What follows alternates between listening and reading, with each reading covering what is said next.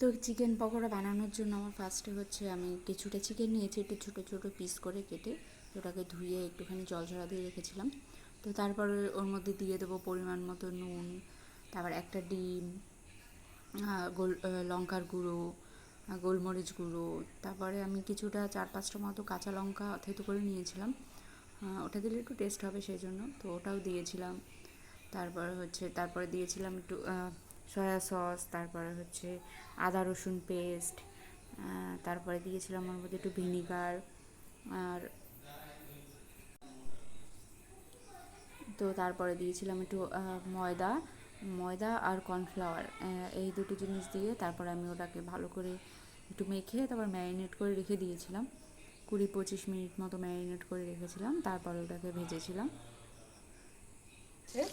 20-25 minute মতো marinate করে রেখেছিলাম, তারপরে এটাকে ফ্রাই করে নেবো। এবার তার মধ্যে চা চলছে, চা না হলে হয় না। পকোড়া রেডি, খেতেও খুব টেস্ট হয়েছিল, তোমরা ট্রাই করতে পারো বাড়িতে, বিকেলে স্ন্যাক্স হয়ে যাবে খুব ভালো। Hello guys.